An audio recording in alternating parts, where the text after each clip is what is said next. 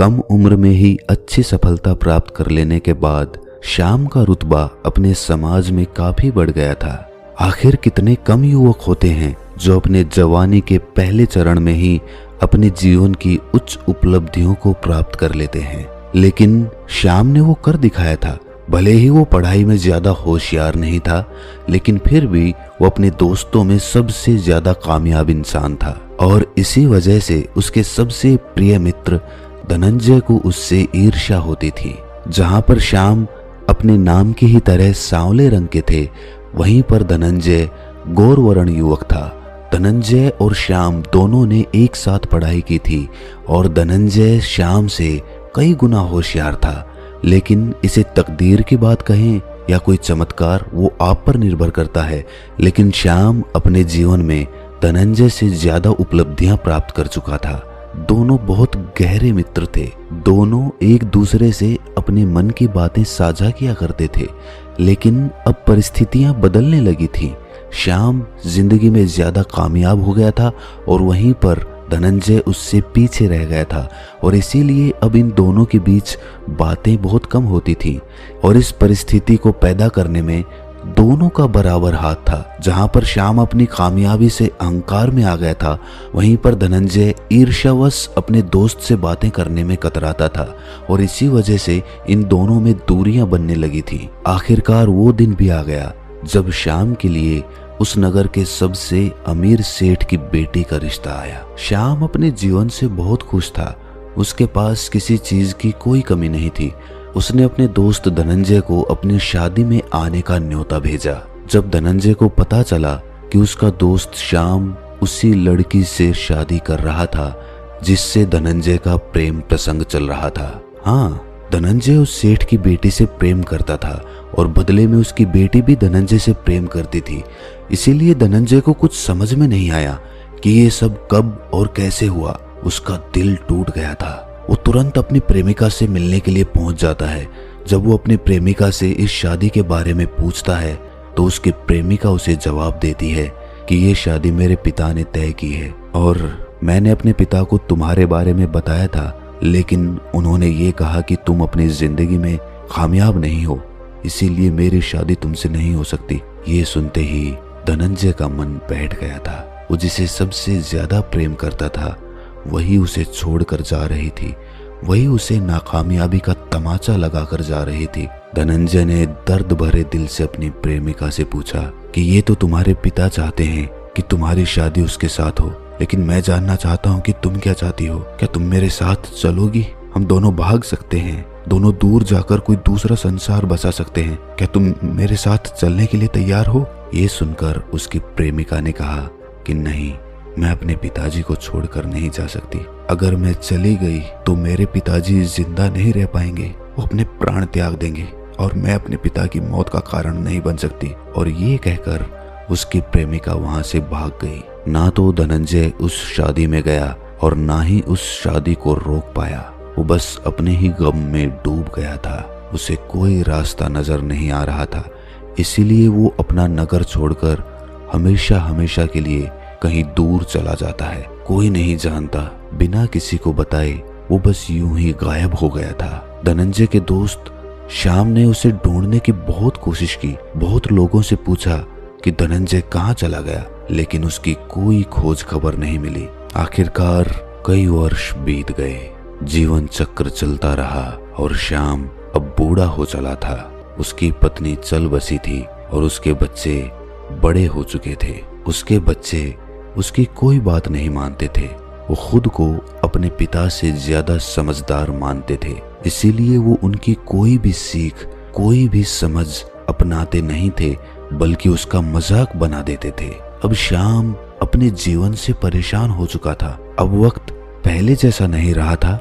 वक्त ने करवट ले ली थी, जो कि वक्त की फितरत है। जो समझदार हैं वो ये जानते हैं कि वक्त बदलेगा जरूर। कब बदलेगा ये नहीं कह सकते, लेकिन जिस दिन बदलेगा उस दिन तुम्हारा सुख दुख में बदल जाएगा और तुम्हारा दुख सुख में बदल जाएगा।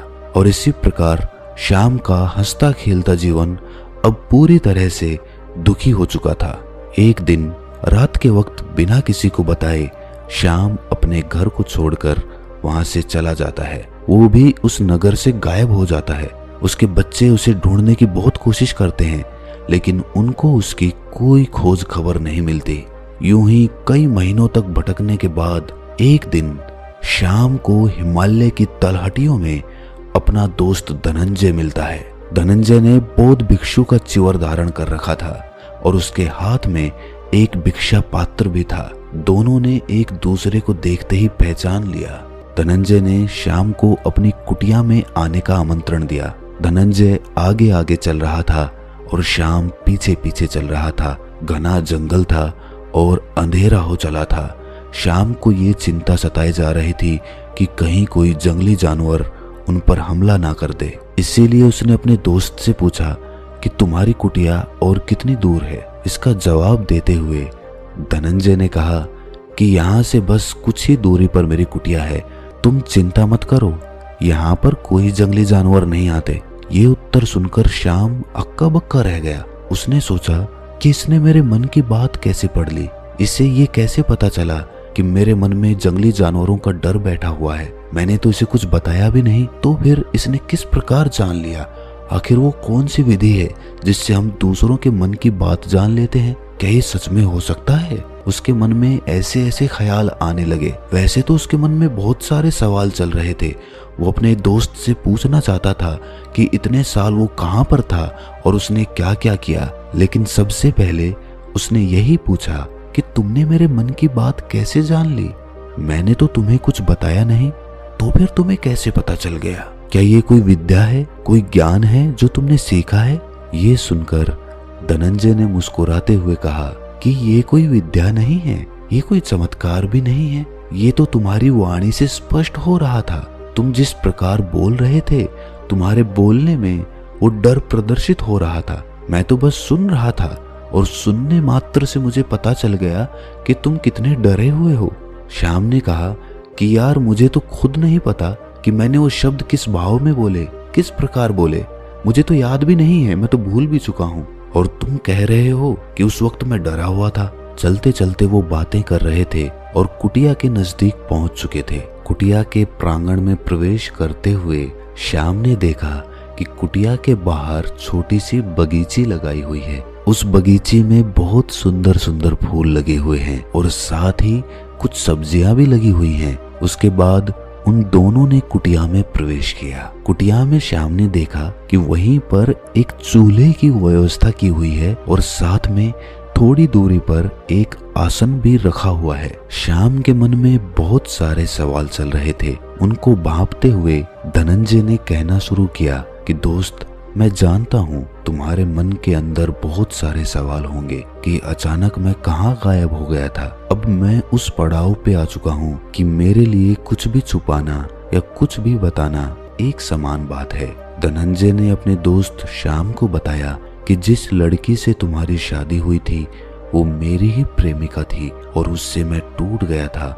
मेरा मन दुखी हो गया था। मैं उस नगर में रहना ही नहीं चाहता था, इसीलिए एक दिन वो नगर छोड़कर मैं वहां से चला गया। मुझे नहीं पता था कि मैं आगे कहाँ जाऊंगा, लेकिन मैं बस वो नगर छोड़कर यूं ही चल दिया था। चलते चलते बहुत दिन बीत गए। ना मेरे पास धन था और ना ही मेरे पास खाने के लिए कोई खाना था। फिर एक दिन एक बौद्ध भिक्षु ने मुझे कुछ खाना खिलाया, तो मेरे मन में ख्याल आया कि क्यों ना मैं भी बौद्ध भिक्षु बनकर भिक्षा मांग मांग कर खाने लगूं। कुछ दिनों तक ये काम करूंगा और जब किसी काम की व्यवस्था हो जाएगी तो ये काम छोड़ दूंगा। और यही सोचकर मैंने भिक्षा मांग मांग कर खाना शुरू कर दिया। मैं उसी बौद्ध भिक्षु के साथ उसी की कुटिया में रहने लगा था। कुछ दिन उसके साथ रहने के बाद, उसकी ध्यान प्रक्रियाओं को समझने के बाद मैं भी उन ध्यान प्रक्रियाओं का अभ्यास करने लगा। क्योंकि मेरा मन हर समय उदास रहता था, मैं बहुत परेशान रहता था, इसीलिए मैं ध्यान करके उन दुखों से छुटकारा पाना चाहता था और इसी उद्देश्य से मैंने ध्यान शुरू किया था। कुछ समय तक ध्यान करने के बाद और बौद्धिक जीवन जीने के बाद मेरी इच्छा हुई कि मैं अपना पूरा जीवन एक बौद्ध भिक्षु बनकर ही गुजारूं और इसीलिए मैं बौद्ध भिक्षु बन गया। धनंजय ने चाय का प्याला श्याम की ओर बढ़ाते हुए कहा कि आज मैं ये कह सकता हूँ कि मैं पूर्ण आनंद से अपना जीवन जी रहा हूँ। मुझे कोई परेशानी या कोई चिंता नहीं है। मैं बड़े आनंद को अनुभव कर रहा हूँ और इस आनंद की यात्रा तक पहुँचाने के लिए मैं तुम्हारा और अपनी प्रेमिका का आभार व्यक्त करता हूँ, क्योंकि अगर मेरा मन दुखी नहीं होता, मेरे मन को चोट नहीं पहुंचती, तो मैं कभी इस यात्रा पर नहीं निकल पाता। ये सुनकर श्याम ने कहा, ओह अच्छा, तो मतलब तुम्हारा जीवन तुमने सत्य की खोज के लिए समर्पित कर दिया, ये कहना चाहते हो तुम? तो जरा मुझे भी कुछ बताओ, मुझे भी कोई रास्ता दिखाओ।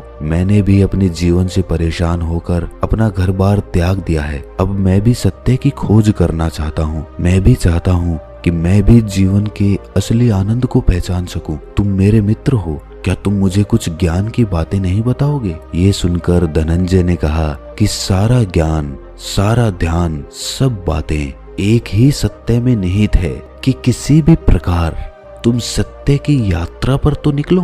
कोई तो कारण बने जो तुम्हें सत्य की यात्रा पर निकलने के लिए प्रेरित करे। धनंजय ने बताया कि मेरे जीवन में ये घड़ी पहले आ गई थी, कुछ लोगों के जीवन में बाद में आती है। जैसे तुम्हारे जीवन में अब तुम्हें समझ में आया कि सत्य की खोज, आनंद क्यों जरूरी है। लेकिन एकमात्र सत्य यही है कि किसी न किसी दिन हर एक प्राणी को सत्य की खोज के लिए, अपने परमानंद की खोज के लिए निकलना ही पड़ेगा। आज नहीं तो कल वो अपने सुख और दुख इन दोनों से उगता जाएगा, यानी कि ऊब जाएगा। और मन के ऊबने के बाद मन उस झरने की तरफ निकलता है, उस स्रोत की तरफ निकलता है जो उसके मन को ठंडा कर देता है, उसके मन में शांति का उदय कर देता है। चाय की आखिरी घूंट लेते हुए श्याम ने पूछा कि दोस्त, एक बात बताओ,